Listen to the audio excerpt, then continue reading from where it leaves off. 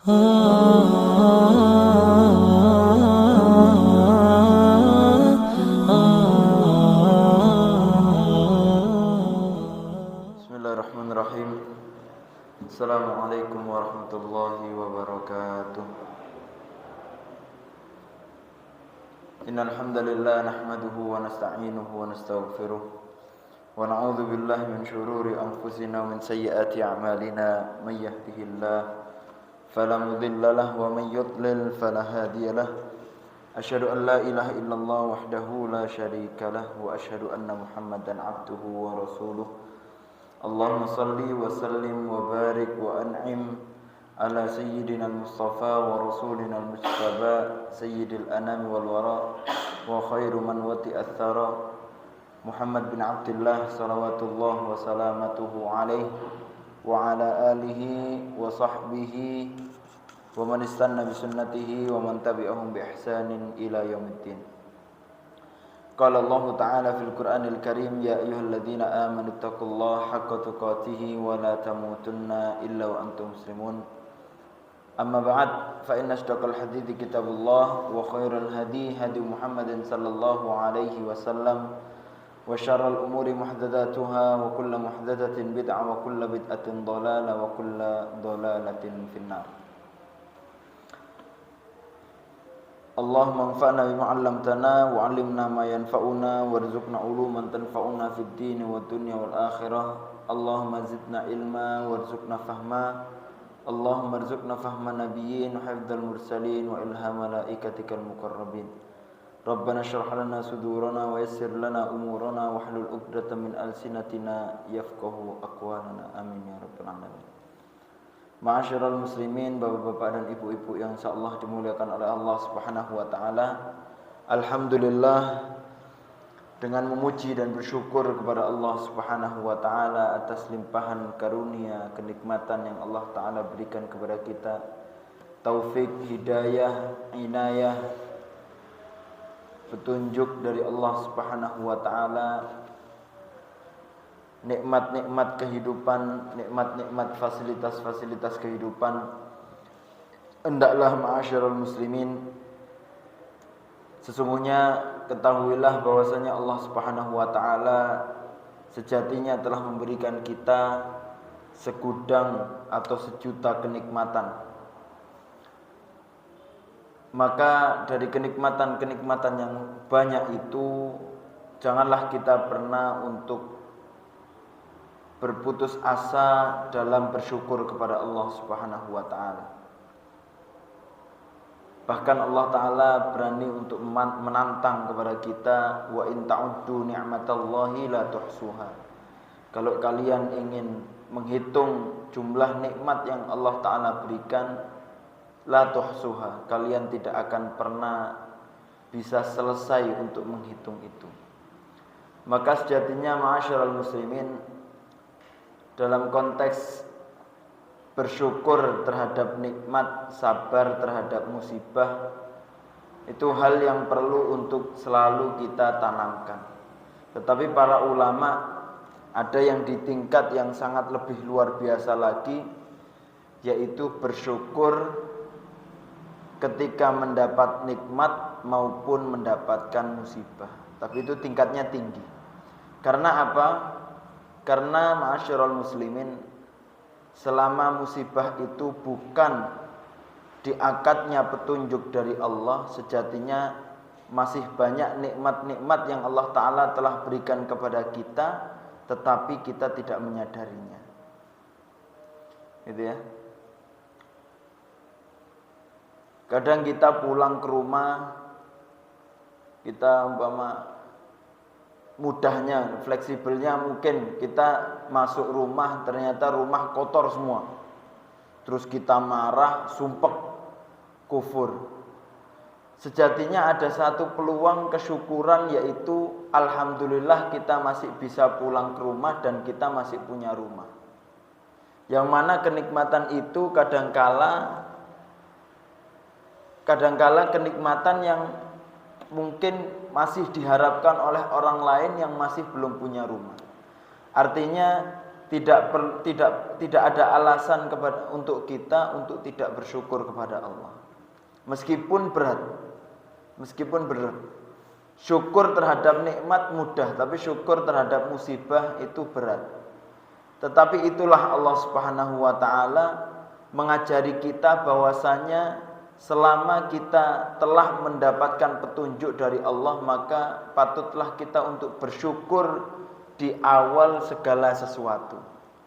Bahkan kalau kita ngaji kemarin Al-Fatihah, ketika kita buka Al-Quran, setelah kita mengenal Allah Ta'ala, memperkenalkan diri dengan mengatakan Bismillahirrahmanirrahim, dengan menyebut nama Allah, Allah Ta'ala memperkenalkan bahwasanya ada Tuhan yang namanya Allah, yang mempunyai sifat kasih dan sayang. Setelah itu Allah Ta'ala langsung mengajarkan Alhamdulillah, artinya bersyukur. Belum apa-apa Allah Ta'ala langsung mengajari kita Alhamdulillah. Artinya sebelum kita membuka Al-Quran dan setelah membuka Al-Quran, segalanya adalah banyak kenikmatan yang sejatinya Allah Ta'ala telah berikan yang patut kita syukuri. Alhamdulillah saya telah membuka Al-Quran. Alhamdulillah petunjuk Allah sedang menghampiri saya. Alhamdulillah saya diberikan kehidupan. Alhamdulillah saya bisa bernafas dan beribadah kepada Allah. Dan alhamdulillah Allah Ta'ala akan memberikan banyak petunjuk dari Al-Quran. Artinya ma'asyiral muslimin, banyak sesuatu yang perlu untuk kita syukuri dalam hidup ini, yang mana dengan kesyukuran itu insya Allah Allah Ta'ala akan mendatangkan banyak kenikmatan selanjutnya. Allah Ta'ala mengatakan la in syakartum, apabila kalian betul-betul bersyukur kepada Allah, la azidannakum, akan aku tambah. Itu ya. Cuman menambah itu tidak bisa kita hitung dengan hitung-hitungan manusia. Hitungan manusia itu pengennya jumlah yang terlihat menambah. Tapi kalau kita lihat artinya Allah Ta'ala tidak akan pernah dusta dari kata menambah. Yang mana Allah Ta'ala mengatakan kalau kalian syukur pasti aku akan tambah. La in syakartum, kalau kalian bersyukur, la azidannakum, itu artinya pasti aku akan tambah. Ya enggak mungkin Allah Ta'ala berbohong. Cuman menambah itu tidak bisa kita hitung dengan hitungan kita. Karena kalau kita melihat dari sifat Allah Ar-Rahman Ar-Rahim, Ar-Rahman betul Allah Ta'ala mempunyai sifat kasih yang diberikan kepada seluruh makhluknya. Gitu ya. Mau hewan, mau manusia, mau makhluk hidup tumbuhan atau apapun, Allah Ta'ala berikan rahman. Mau muslim atau tidak muslim, Allah Ta'ala berikan rahman. Meskipun tidak muslim, orang kafir pun kalau semangat kerja Allah Ta'ala berikan hasilnya. Gitu ya. Dia minta apa, Allah Ta'ala takdirkan. Meskipun jahat, meskipun kafir. Tapi kalau Ar-Rahim, sayang, nah itu, kalau sayang itu tidak diberikan oleh Allah kecuali kepada hambanya yang Allah Ta'ala sayangi, yaitu orang muslim.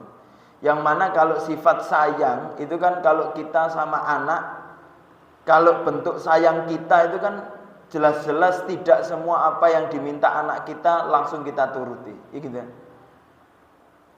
Mungkin kalau anak itu sekarang minta beli game, tapi kita tahu besok ujian, maka bentuk sayang kita kan nggak mungkin kita langsung belikan game hari ini. Apakah ketika kita belikan game secara ketika dia minta langsung kita kasih itu tanda sayang kita? Ternyata itu malah nggak sayang, malah merusak konsentrasi mereka untuk belajar. Ketika kita menolak dan kita tunda, itu bentuk sayang kita. Maka kita kadang perlu memahami itu bahwasanya Allah Ta'ala itu sayangnya demikian. Kita perlu yakin bahwasanya sejatinya Allah Ta'ala menambah. Tapi kapan menambahnya, kita yakin insya Allah Allah Ta'ala akan menambah di waktu yang tepat. Kalau kita sudah mengimani dan meyakini bahwasanya kita beribadah, kita sholat, kita dekat dengan Allah, kita yakin bahwasanya Allah Ta'ala pasti berikan. Bahkan kalau kita melihat hadis bahwasanya orang yang berdoa itu pasti Allah Ta'ala Ya, ud'uni astajib lakum. Kalau kalian berdoa kepadaku, pasti akan aku beri. Cuman pemberiannya kata Rasulullah bisa 3 hal, 3 waktu. Bisa langsung diberikan ketika itu, tandanya dia siap. Bisa ditunda oleh Allah di waktu yang tepat. Bisa kalau umpama di dunia tidak tepat, Allah Ta'ala akan gantikan pahalanya lebih besar di akhirat kelak insyaallah. Artinya pasti diberi. Pasti. Berarti Allah Ta'ala betul-betul menambah dari bentuk kesyukuran kita. Gitu ya Pak. Kadang kalau kita minta sesuatu sekarang-sekarang, kadang ketika sekarang itu diberi, ternyata bukan membantu kita untuk beribadah, malah kita kufur. Banyak orang yang menginginkan kekayaan, ternyata Allah Ta'ala berikan kekayaan dengan cepat, ternyata imannya belum kuat. Sehingga melahirkan kesombongan. Bahkan naudzubillah, Allah Ta'ala mengatakan, Rasulullah mengatakan, la yadkhulul jannah man kana fi qalbihi mithqala dzarratin min kibr. Bahwasanya tidak akan masuk surganya Allah barang siapa yang di hatinya ada kesombongan. Maka kalau sudah sombong kan akhirnya percuma. Maka orang-orang itu yang mendapatkan apa yang diinginkan dan Allah Ta'ala takdirkan meskipun dia tidak siap, mereka itu ketika Allah Ta'ala cabut nyawanya dan mereka sadar di akhirat kelak, bahkan mereka mengatakan dalam Al-Quran, ma'aghna anni maliyah halaka anni sultaniyah, percuma kekayaanku dan telah hancur jabatanku. Seakan-akan buat apa aku diberikan kekayaan di dunia, buat apa aku diberikan jabatan tinggi, tapi tidak bisa menyelamatkan aku di akhirat. Kalau di dunia bisa dikoreksi Pak, untuk berbuat lebih baik lagi.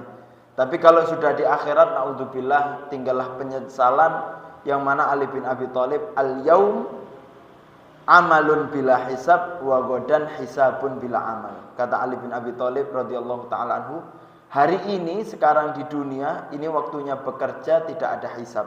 Nanti besok di akhirat isinya hisab tanpa ada amal. Artinya sudah tinggal hisab, ya sudah tidak bisa bertaubat lagi. Naudzubillah. Maka ya, ini masalahnya memang masalah keyakinan dan hati, emang betul, tapi yakinlah, Allah Ta'ala juga mengatakan ana inda dhonni abdi bi. InsyaAllah kalau kita semakin yakin kepada Allah, maka Allah Ta'ala akan semakin yakin memberikan kenikmatan yang lebih itu kepada kita, insyaallah. Yang penting babnya adalah kita harus memantaskan diri dan memantapkan diri bahwasanya saya siap untuk mendapatkan kenikmatan yang aku minta kepada Allah Subhanahu wa taala. Agar kenikmatan itu betul-betul dapat menyelamatkan kita dan tidak menghancurkan kita. Nauzubillah. Baik, ma'asyiral muslimin, bapak-bapak dan ibu-ibu yang insyaallah dimuliakan oleh Allah, kita lanjutkan kajian kita tentang tafsir Al-Qur'an, kitab pedoman hidup. Kita melanjutkan tentang pembahasan kemarin masih, ya, dan ini insyaallah pembahasan terakhir tentang kisah Nabi Adam. Gitu ya, dan Nabi Adam kisahnya yang di dalam Al-Qur'an di surat Al-Baqarah. Gitu ya. Sampai kemarin kan pembahasan tentang pertaubatan Nabi Adam. Permasalahan selanjutnya yaitu ya, ketika kita mengetahui kok bisa iblis masih bisa mengganggu Nabi Adam, yang mana iblis telah diusir sejatinya dari surga, dan Nabi Adam ketika itu masih di surganya Allah Subhanahu wa taala. Maka pembahasan ini para ulama juga masih memperdebatkannya, masih ada ikhtilaf. Gitu ya, masih ada perbedaan. Kaifa tamakkana iblis min waswasati Adam ba'da an taradahullahu minal jannah. Bagaimana iblis masih bisa mengganggu Nabi Adam padahal iblis sudah diusir oleh Allah dari surga, yang mana Allah Ta'ala mengatakan fakhruj minha fa innaka rajim. Keluarlah anta wahai iblis, sesungguhnya kamu termasuk yang terkutuk. Ya, termasuk yang terkutuk, artinya kamu keluar. Fakana kharijul jannah, maka iblis sudah di luar surga. Wa Adam fil jannah, dan Nabi Adam di surga. Maka dijawab oleh sebagian ulama. annahu yajuzu an yamna'a iblis dukhulal jannah ala jihatit takrim kadukhulil malaika wala yamna an yadkhula ala jihatil waswasah ibtila li Adam wa Hawa. Jadi ada ulama yang mengatakan iblis itu diusir dari segi penghormatan, tetapi iblis masih diberikan diberikan peluang oleh Allah untuk menguji Adam, gitu ya. Secara itu diusir, tapi secara kalau iblis ingin mengganggu Nabi Adam, Allah Ta'ala berikan peluang dan iblis bisa mengganggu atau menggoda Nabi Adam. Itu ya. Itu yang pertama. Sebagian ulama yang lain mengatakan tidak bisa. Sesungguhnya iblis lam yadkhulil jannah wa lam yasil ila Adam. Sesungguhnya iblis itu tidak bisa masuk surga dan tidak sampai ke Nabi Adam iblis setelah dia diusir. Tetapi innama biwaswasihil ladzi a'tahullah. Tetapi iblis mempunyai sifat waswas, iwaswis. Mempunyai kemampuan yang Allah Ta'ala berikan untuk menghasut atau yuwaswis itu kayak gini ya. Kalau kita waswas itu kayak suara udara yang kita keluarkan secara lirih, desis gitu ya. Selirih itu iblis menggoda manusia. Itu yuwaswis itu gitu. Selirih itu iblis menggoda manusia. Maka kemampuan itu yang iblis punyai, meskipun iblis tidak sampai masuk ke surga, tapi iblis dapat menggoda Nabi Adam yang di surga. Karena Rasulullah juga mengatakan inna syaiton yajri min ibni Adam majrad dam. Sesungguhnya syaiton itu ya lari di anak cucu Adam, artinya bisa menggoda di anak cucu Adam itu seperti cepatnya larinya darah. Gitu ya, artinya dapat menjangkau manusia untuk menggoda sedekat itu. Maka ma'asyiral muslimin, kalau kita ambil pelajaran, artinya yang mana Nabi Adam di tempat yang mulia di surga Allah dan iblis di tempat lain, tapi iblis masih mempunyai kemampuan untuk menggoda Adam dan Nabi Adam masih berpotensi untuk bisa tergoda sama iblis. Artinya tidak ada tempat yang bisa menjamin kita untuk terlepas dari godaan syaitan. Yang bisa menyelamatkan kita dari godaan syaitan yaitu ketika Allah Ta'ala mengatakan, boleh kamu wahai iblis untuk menggoda anak cucu Adam, kecuali dia illa min ibadikal mukhlasin, kecuali dia illa min ibadinal mukhlasin, kecuali dari hambaku yang betul-betul ikhlas kepada Allah. Maka yang bisa menyelamatkan kita dari godaan syaitan bukan tempat. Alhamdulillah bahkan saya di Mekah, tetapi tetap meskipun saya di Mekah, syaitan masih bisa menggoda saya. Gitu ya.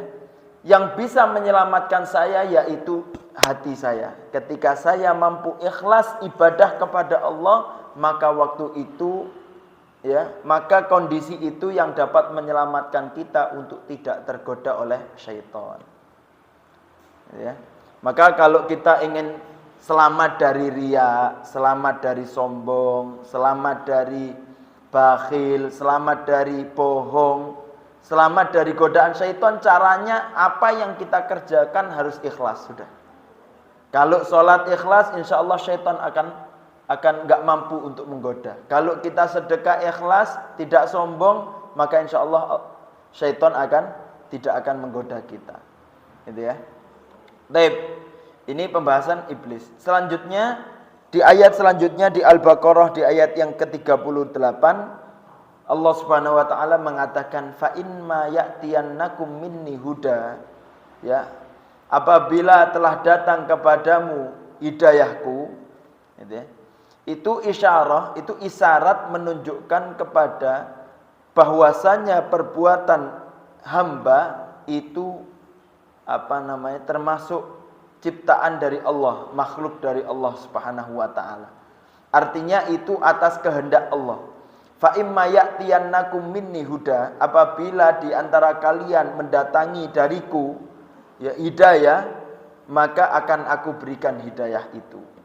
Artinya kita betul amalan kita itu atas takdir Allah, tapi kita diberikan kemampuan untuk dapat merubah takdir itu. Kita diberikan kemampuan untuk berbuat amal kita. Gampangannya kita diberikan peluang oleh Allah untuk beramal, merubah takdir, tapi ketahuilah hasil akhirnya adalah ketentuan dari Allah Subhanahu wa taala. Ya. Maka kalau namanya takdir itu, ya takdir itu kalau sudah kita selesai, sudah kita kerjakan, maka yang lampau itu adalah takdir. Yang ke depan itu kita masih mempunyai peluang untuk berbuat. Antara satu takdir kita dapat untuk merubah kepada takdir yang lain atas ketentuan Allah Subhanahu wa taala yang lain. Karena kalau kita memikirkan bagaimana takdir itu enggak mampu, karena Allah taala sudah mengatakan wa ma utitu minal ilmi illa qalila. Allah taala tidak memberikan kepada manusia sebuah ilmu itu jadinya sekedar sedikit. Maka kalau membahas takdir ya itu berat. Gitu ya. Yang penting kita yakini bahwasanya kita mampu untuk merubah takdir, karena itu Allah Ta'ala juga mengatakan la yarudul qadha illa biddu'a. Sebuah takdir itu tidak mungkin bisa tertolak atau berubah kecuali dengan doa. Artinya takdir itu bisa berubah. Gitu ya. Artinya masih bisa berubah. Maka perubahan itu bisa kita rubah. Bahkan Allah Ta'ala kan mengatakan wa an laisa lil insani illa ma sa'a wa anna sa'yahu sawfa yura. Innallaha la yughayyiru ma biqaumin hatta yughayyiru ma bi anfusihim. Allah taala tidak merubah sebuah kaum sampai kaum itu merubah dirinya. Artinya dia mempunyai kemampuan untuk merubah takdir satu ke takdir yang lain, tapi kita perlu yakini kita tidak mungkin terlepas dari takdir Allah Subhanahu wa taala. Gitu ya, wallahu a'lam. Selanjutnya yang ke-7, pembahasan al-malaikah. Malaikat itu adalah salah satu makhluk dari makhluk Allah Subhanahu wa taala. Dan kita tidak mengetahui hakikat para malaikat itu bagaimana, tapi kita diperintahkan untuk mengimani atas adanya malaikat itu. Gitu ya. Dan kita meyakini secara wajib bahwasanya ada namanya malaikat. Dari mana? Li ikhbaril Quran wan Nabi sallallahu alaihi wasallam bidzalik. Dari mana kita mengimani dan harus meyakini bahwasanya malaikat itu, yaitu dari kabar Al-Qur'an dan Nabi sallallahu alaihi wasallam. Wa hum majbulun al-ta'ah, dan para malaikat itu dipaksa atau dia diciptakan hanya untuk taat kepada Allah. Wa munazzahuna anil maksiyah, dan dia dilepas dari sifat maksiat kepada Allah. Gitu ya. Maka malaikat itu sifatnya la ya'suna ma amarallah wa yaf'aluna ma yu'marun. Malaikat itu sifatnya tidak pernah bermaksiat terhadap perintah Allah, dan dia mengerjakan apa yang segala diperintahkan oleh Allah. Maka ada pertanyaan. Maka kalau demikian, apakah lebih mulia malaikat atau manusia? Malaikat taat, nggak pernah maksiat. Manusia masih bisa pernah maksiat, gitu. Tapi manusia juga taat. Maka mana yang lebih mulia? Maka para ulama juga berbeda pendapat tentang perkara ini. Maka sebagian para ulama ada yang mengatakan sesungguhnya malaikat itu lebih mulia daripada manusia. Dalilnya Allah Subhanahu wa taala mengatakan wa qala ma nahakuma rabbukum an hadhihi syajarah illa an takuna malaikaini aw takuna minal khalidin. Seperti malaikat mengatakan kepada Nabi Adam, sesungguhnya Allah Subhanahu wa taala tidak melarangmu untuk mendekati pohon ini kecuali nanti kamu akan bisa naik level seperti malaikat, gitu. Seakan-akan iblis mengatakan demikian. Allah Ta'ala tidak melarangmu untuk mendekati pohon ini kecuali nanti kalau kamu dekat sama pohon ini kamu bisa naik level seperti malaikat. Nah, di situ para ulama menganggap bahwasanya malaikat itu lebih mulia daripada manusia. Soalnya iblis seakan-akan kamu kalau berbuat ini kamu nanti bisa jadi lebih seperti itu gitu. Berarti kan yang itu lebih mulia. Atau yang di ayat yang lain dalam surat Yusuf, seperti yang dikatakan oleh perempuan-perempuan di sekitar Nabi Yusuf yang mengatakan bahwasanya Nabi Yusuf itu wa qulna hasya lillah ma hadza basyaran in hadza illa malakun karim. Ya, para malaikat para perempuan itu mengatakan hasya lillah, tidak ada celah bagi Allah. Bagaimana ma hadza basyaran, ini manusia bagaimana ini? Enggak ada manusia seperti ini. Ini bahkan bukan manusia, ini seperti malakun karim. Ini seperti malaikat yang mulia. Artinya kalau manusia itu ganteng, manusia itu bersih, manusia itu kalau pokoknya di tingkat yang hebat, dia akan seperti malaikat. Seakan-akan seperti itu. Maka sebagian ulama mengatakan ya, berarti malaikat itu lebih afdol daripada manusia. Tetapi sebagian yang lain berpendapat bahwasanya anna nau'al adami afdol minal malaika. Secara umum, secara jenis manusia, ya, jenis manusia itu lebih mulia daripada malaikat. Manusia keseluruhan itu lebih mulia daripada malaikat. Kenapa? Karena malaikat itu sudah didesain untuk taat, maka dia tidak ada ujian dari Allah. Sedangkan manusia itu diuji dengan syahwatnya. Karena Allah Ta'ala kan mengatakan wa nafsi wa ma sawwaha fa alhamaha fujuraha wa taqwaha. Sesungguhnya ketika Allah Ta'ala itu sudah menyempurnakan penciptaan manusia, Allah Ta'ala mengilhamkan di manusia itu ada fujuraha wa taqwaha. Gitu ya. Fa alhamaha fujuraha wa taqwaha. Wa man khaba wa qad khaba man dassaha. Terus sebelumnya fa alhamaha fujuraha wa taqwaha wa qad aflaha man zakkaha wa qad khaba man dassaha. Maka akan beruntung yang wa qad aflaha man zakkaha, yang bersuci, yang membersihkan diri, maka dia beruntung. Wa qad khaba man dassaha, tapi yang khaba, yang dia mengurung untuk membersihkan diri, maka dia dassaha, dia akan dicampakkan oleh Allah Subhanahu wa taala. Artinya manusia itu ada ilham, diberikan ilham, Allah Ta'ala berikan fujur dan ketakwaan. Itu ya. Dan waqala jamaah, dan jamaah mengatakan inna umumal malaika, ini secara umum para ulama mengatakan umumul malaika afdal min umumil bashar wa khawasul bashar wa hum al-anbiya afdal min khawasil malaika. Ini yang tadi pendapat sebelumnya itu bahwasanya jenis manusia keseluruhan lebih mulia daripada malaikat. Tetapi ada jamaah yang mengatakan umum malaikat itu lebih mulia daripada manusia. Tetapi kalau manusia personal manusia, kalau dia taat, dia lebih dekat kepada Allah setelah ujiannya, maka dia lebih mulia daripada malaikat. Seperti siapa? Seperti para nabi-nabi Allah Subhanahu wa taala. Yang mana para nabi itu jelas derajatnya artinya lebih mulia daripada malaikat. Bahkan para nabi itu tidak ada para nabi yang ingin diambil nyawanya oleh Allah kecuali diberi izin dulu malaikat itu, izin ke nabinya dan dikasih pilihan.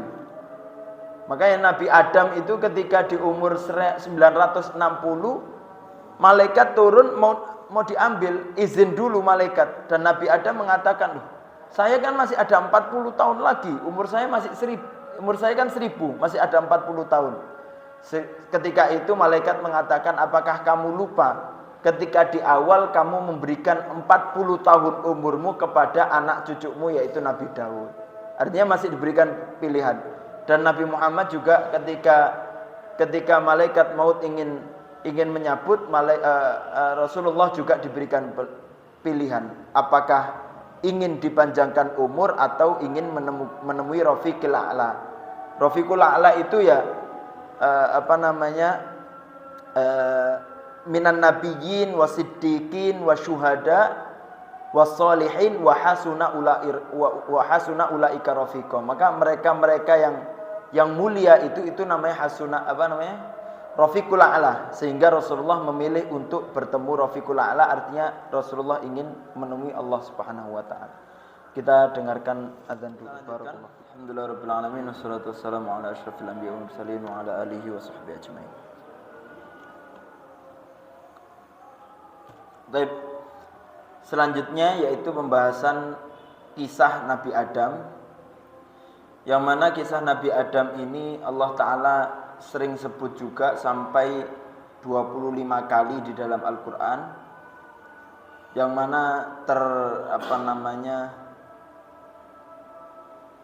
terbagi di beberapa surat sesuai dengan poin-poin yang ada pada surat-surat tersebut, sehingga Allah Ta'ala mengeluarkan kisah-kisah Nabi Adam alaihi salam. Ada di dalam surat Al-Baqarah, di dalam surat Al-Imran ada, surat Al-A'raf ada, itu ya, di Al-Kahfi, Maryam juga ada, Toha ada, macam-macam. Tapi maka para ulama ya mengumpulkan kisah Nabi Adam itu menjadi 6 judul. 6 judul. Yang pertama yaitu penciptaan Nabi Adam yang dari tanah. Khalqu Adam min tin. Maka Al-Qur'an telah menjelaskan sesungguhnya Nabi Adam itu berasal dari anna asla khalqi Adam alaihi salam kana min tin. Sesungguhnya asal penciptaan Nabi Adam itu dari tanah. Ya, dari tanah. Hatta idza asbaha salsal kal fakhar nafakhallahu fihi min ruhi. Sampai Nabi Adam itu bentuk jadi manusia ya, yang mempunyai serat, mempunyai sel-sel demikian, maka Allah Subhanahu wa taala nafakhallahu fihi min ruhi.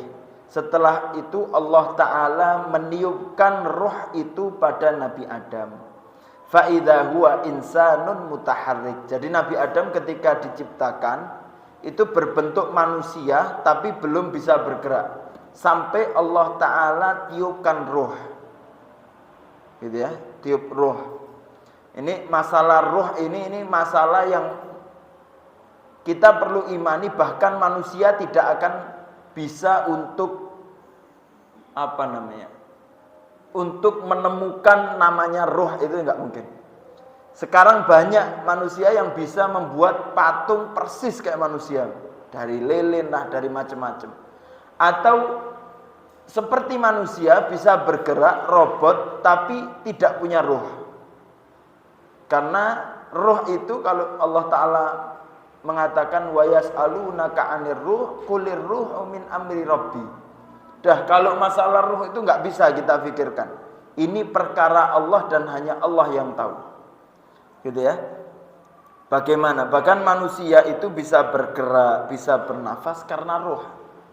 Tanpa ruh sudah. Ya, tanpa ruh ya sudah. Dia seperti juthah, seperti barang seperti itu. Gitu ya. Manusia itu kadang ketika dia ada ruhnya dianggap manusia yang mempunyai nama gitu. Ini kata Syekh Nasir Al-Qothomi saya dengar. Tapi ketika manusia itu dicabut ruhnya sudah, maka bahkan ketika dia mempunyai namanya seumpama Muhammad, ketika dia tidak ada ruhnya sudah, manusia tidak mengatakan dia Muhammad lagi. Siapa itu? Jenazah. Di mana jenazahnya? Kapan dimandikan jenazahnya? Kapan dikubur jenazahnya? Sudah tidak ada ruh. Makanya Allah Subhanahu wa taala juga mengatakan Al-Qur'an itu ruh. Maka manusia tanpa Al-Qur'an seperti manusia tanpa ruh. Gitu ya. Manusia tanpa Quran itu manusia seperti tanpa ruh. Yang mana ya sudah hidup tanpa ada tujuan, tanpa ada gerakan, tanpa ada sesuatu yang bermanfaat dari dirinya.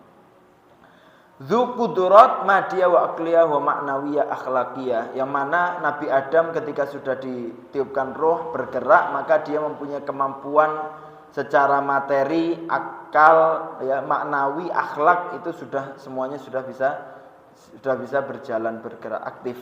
Wa kana Adam wa Hawa aslun naw al-insani, dan maka Nabi Adam dan Hawa itu adalah asal macam manusia, seperti yang Allah Ta'ala kabarkan dalam Al-Quran. Jadi asal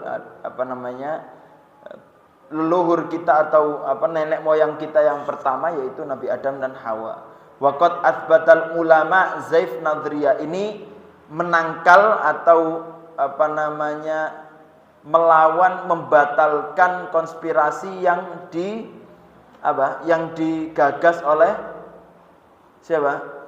Darwin, yang mengatakan manusia dari kera. Tidak, manusia dari Nabi Adam. Bahkan saya pernah dengar di kajiannya Ustaz Khalid Basalama, dulu pernah ada ada konspirasi itu yang mengatakan percaya dengan konspirasi Darwin, ya, dia membetulkan itu bahwasanya manusia asalnya dari kera. Yang satu kubu mengatakan asalnya dari manusia, dari Nabi Adam gitu. Sehingga ya, kadang-kadang gini, kadang orang-orang itu, orang-orang luar ya, selain non muslim itu kadang kan nggak percaya tentang dalil. Maka kita kadang melawan itu dengan logika. Melawan itu dengan logika.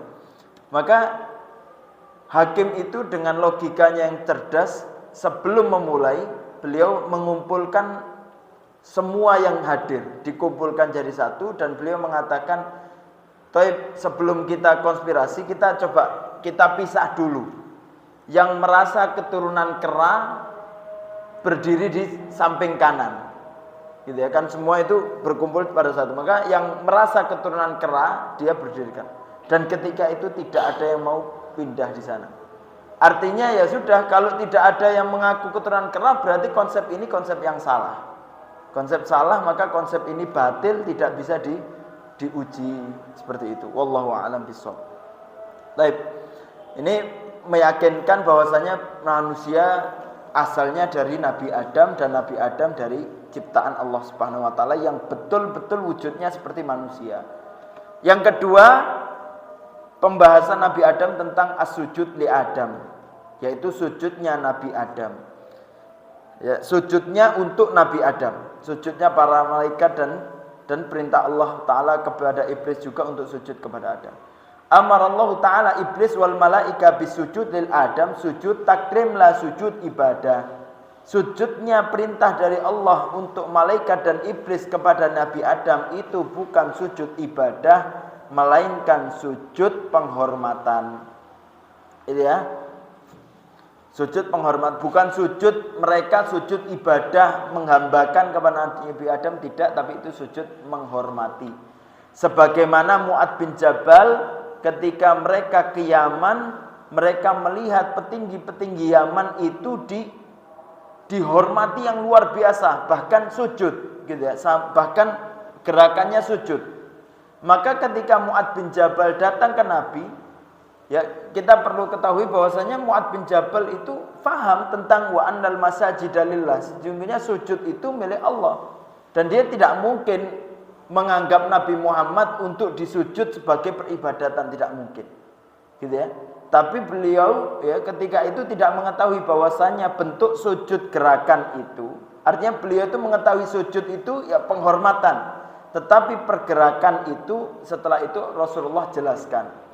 Ketika Mu'ad ingin sujud, Rasulullah larang, sesungguhnya sujud ini hanya milik Allah Subhanahu wa taala, bentuk gerakan ini. Maka juga Rasulullah mengatakan, kalau aku diperbolehkan manusia untuk bergerak sujud kepada manusia yang lain, gerakan sujud itu, maka la amartun nisa liyasjud li zaujatihi, li zaujiha. Sesungguhnya aku perintahkan para istri itu untuk sujud taat kepada suaminya. Baik. Dan itu masalah sujud. Artinya sujudnya sujud kemuliaan, sujud memuliakan, bukan sujud peribadatan. Akhirnya para malaikat semuanya sujud kecuali iblis, karena iblis termasuk dari jin, ya, dan dia fasik terhadap perintah Allah Subhanahu wa taala karena kesombongan dan enggan mereka. Yang ketiga, pembahasan tentang Nabi Adam, yaitu sababu mukhalafati iblis wa iqabihi. Sebab, ya, kisahnya Nabi Adam itu selanjutnya yaitu sebab mukhalafah, penyimpangan iblis. Sebab kenapa iblis kok menyimpang dan apa hukumannya? Ihtajja iblis bi annahu afdal min Adam. Bahwasanya iblis itu beralasan, berhujjah bahwasanya dia lebih mulia daripada Nabi Adam. Ini bahayanya Pak, kalau kita menganggap diri kita lebih mulia daripada orang. Itu dapat mengakibatkan kesombongan, naudzubillah. Gitu ya. Kulit putih lebih mulia daripada kulit hitam. Nah, ini bahaya ini juga. Gitu ya. Yang mana Rasulullah mengatakan tidak ada perbedaan di antara kalian putih dan hitam. Sesungguhnya yang membedakan di antara kalian adalah at-taqwa. Gitu ya, takwa. Maka ini bahaya kalau kita menganggap lebih mulia daripada yang lain. Wa qala ana khairun minhu, yang mana iblis mengatakan juga sesungguhnya aku ini lebih baik daripada dia. Khalaqtani min nar wa khalaqtahu min tin. Aku diciptakan dari api sedangkan dia diciptakan dari tanah. Maka seakan-akan berbeda, api lebih kuat dan tanah tidak lebih kuat. Maka seakan-akan dia lebih mulia. Begitu juga ini Pak, ini yang dikerjakan juga oleh para Yahudi yang mengatakan ya kita lebih berhak untuk mendapatkan kenabian daripada Arab. Kita keturunannya Siti Sarah bangsawan, dia keturunan Arab, keturunan Siti Hajar dari bangsa dari karyawan Mesir gitu ya. Beda, kita bangsawan, dia tidak. Maka itu kesombongan yang menghancurkan mereka. Maaf lagi Syiah sekarang yang menganggap kita keturunan Nabi lebih mulia dan yang lain tidak, maka dia tidak lebih mulia, bahkan menghinakan. Maka kesombongan ini naudzubillah menghancurkan mereka. Gitu ya, menghancurkan mereka. Bahkan mereka dengan kesombongan itu berani menghina Abu Bakar, berani menghina Umar, berani menghina Siti Aisyah radhiyallahu taala anha, dan berani menghina Hafsah. Yang mana dengan kesombongan itu Rasulullah mengatakan man sabba ashabi fa alaihi la'natullah wal malaikah wan nas ajmain. Barang siapa yang menghina sahabatku, maka berhak baginya laknat Allah, laknat malaikat dan laknat semua manusia. Nauzubillah. Ya, maka hati-hati dengan menganggap lebih mulia. Wan nar bi'tibari ma fiha min al-irtifa' wal 'ulu, ya, karena dia menganggap api lebih mulia. Sehingga Allah Ta'ala usir minal jannah bisababil kibar wa nisbatihi dzulm ilallah, karena dia sombong, ya, dan dia telah berbuat zalim kepada Allah karena dia tidak mentaati perintah untuk sujud yang diperintahkan oleh Allah Subhanahu wa taala. Ya. Itu Allah Ta'ala usir mereka. Dan mereka meminta untuk dikekalkan oleh Allah sampai hari akhir, dan Allah Ta'ala berikan itu. Dan mereka berjanji kepada Allah, ya, untuk kepada anak cucu Adam mereka ingin, ya, ini janji mereka. Kalau janji mereka artinya ini pasti mereka tepati terus. Artinya mereka akan jalani ini. Mereka akan tetap menggoda anak cucu Adam, akan digoyangkan anak cucu Adam. Maka faradallahu alaihi bi anna ibadallahil mukhlasin la sultana lahu alaihim wa tawa'adahu wa man tabi'ahu binnar. Maka Allah Ta'ala kembalikan kemampuan ini kepada anak cucu Adam, bahwasanya yang anak cucu Adam yang ikhlas kepada Allah, mereka tidak bisa untuk ditipu atau digoda atau disimpangkan oleh iblis, ya. Dan mereka yang mengikuti iblis, yang aba terhadap mengikuti Rasulullah, ya, atau sombong. Ya, bahkan Rasulullah kan mengatakan kullu ummati yadkhulunal jannah illa man aba. Semua umatku akan masuk surga kecuali dia yang tidak mau. Kata Rasulullah, kata para sahabat, faman ya'ba ya Rasulullah. Ya. Man ata'ani dakhalal jannah wa man asani faqad aba. Yang taat, yang mau mengikutiku maka dia masuk surga, tetapi yang maksiat, yang tidak mau, dia yang aba. Yang enggan, artinya dia tidak ikhlas kepada Allah, maka dia dapat godaan dari iblis. Naudzubillah. Yang keempat, istikhlaf Adam fil ard. Pembahasan tentang Nabi Adam, yaitu pengutusan Allah Subhanahu wa taala kepada Nabi Adam dan anak turunnya untuk menjadi khalifatun fil ard, untuk menjadi pemimpin di muka bumi ini. Akhbarallahu ta'ala malaikatahu annahu sayaj'alu Adam khalifah anhu fil ard yakunu lahu sultan fit tasarruf fi mawadiha. Sesungguhnya Allah Ta'ala mengabarkan kepada malaikat bahwasannya Allah Ta'ala akan menjadikan Adam sebagai pemimpin di muka bumi ini, yang mana beliau akan menjadi sultan, menjadi pemimpinnya untuk fit tasarruf fi mawadiha, untuk ya pemimpin yang akan mengatur, merubah semua, artinya yang akan mengelola bumi ini, gitu ya. Allah Ta'ala akan, emang manusia ini diciptakan untuk menjadi pemimpin bumi. Maka pemimpin bumi itu ya, artinya manusia mempunyai potensi untuk memimpin bumi, tapi syaratnya dengan ilmu yang Allah Ta'ala ajarkan. Sebagaimana juga Umar bin Khattab mengatakan tafaqahu qabla an tasudu. Kalian berfakihlah, berilmulah sebelum kalian memimpin. Gitu ya, perlu kita pintar, kita belajar sebelum kita memimpin sesuatu. Gitu ya. Taib fatasa'alu ala sabilil ilm wal hikmah. Maka mereka para malaikat saling menanyakan tentang ilmu dan maksudnya untuk apa Adam? Hikmahnya apa kalau sampai Adam itu menjadi pemimpin di muka bumi ini? Yang mana mereka bisa akan menjadi merusak di muka bumi ini dan menumpahkan darah. Itu para malaikat yang ahlu ta'ah wa tinabul ma'asi, yang mana malaikat itu tidak pernah kenal dengan maksiat, sehingga gambarannya kalau ada selain malaikat diciptakan untuk menjadi pemimpin, ya takutnya malah dia merusak. Maka fa'ajabahumul al-haq subhanahu, yang mana Allah Ta'ala menjawab dengan kebenarannya. Allah Ta'ala mengatakan annahu ya'lamu fi hadzal makhluk minal asrar ma la ya'lamu. Sesungguhnya Allah Ta'ala mengatakan, aku lebih mengetahui daripada engkau yang tidak mengetahui tentang apa rahasia di balik Allah Ta'ala menciptakan manusia di muka bumi ini. Baik. Yang kelima, ta'limu Adam asma'il asya' al-mahsusa, yaitu Allah Ta'ala mengajarkan kepada Nabi Adam tentang nama-nama barang, nama-nama yang terlihat. Karena Allah Ta'ala mengatakan wa 'allama Adam al-asma'a kullaha. Allah Ta'ala mengajarkan kepada Nabi Adam ilmu tentang nama-nama semuanya, istilah-istilah semuanya.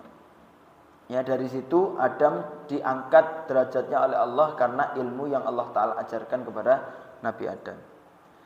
Yang keenam, sukna Adam wa zaujatuhul jannah wa khurujuha minha, yaitu penetapan Adam dan istrinya ke surga dan pengusiran, artinya pengeluaran mereka berdua dari surga.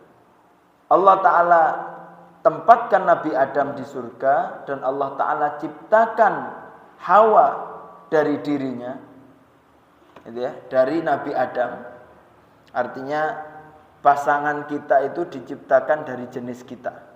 Berarti ada kecocokan jodoh antara kita dan istri kita, gitu ya.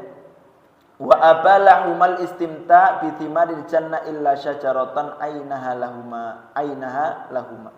Allah Ta'ala berikan kenikmatan untuk segala sesuatu nikmat, tapi Allah Ta'ala larang satu. Maka yang dilarang ini yang menjadi ujian.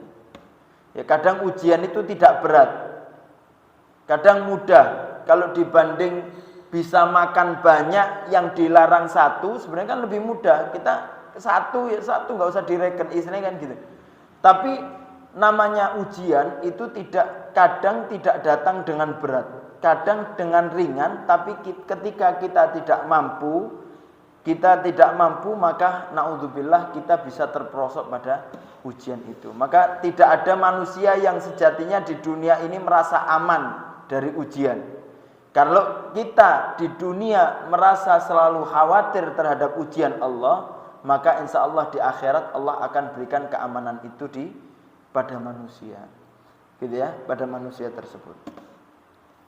Selanjutnya, ya ini ya 6 judul yang Allah Ta'ala kisahkan tentang Nabi Adam di dalam Al-Quran. Wallahu a'lam bishawab. Itu saja yang mungkin bisa saya sampaikan pada kesempatan kali ini. InsyaAllah selanjutnya nanti minggu depan ayat selanjutnya yaitu pembahasan tentang permintaan, ya, kisah tentang Bani Israel, ya, yang bernegosiasi dengan Allah Subhanahu wa taala. Taib, al-afu minkum, semoga bermanfaat, semoga dengan kajian ini mendekatkan diri kita kepada Allah Subhanahu wa taala dan meningkatkan kualitas ibadah kita dan menambah keyakinan kita dan kesyukuran kita kepada Allah Subhanahu wa taala. Jazakumullah khairan katsira, astaghfirukum, subhanakallah wa bihamdika, asyhadu an la ilaha illa anta, astaghfiruka wa atubu ilaik.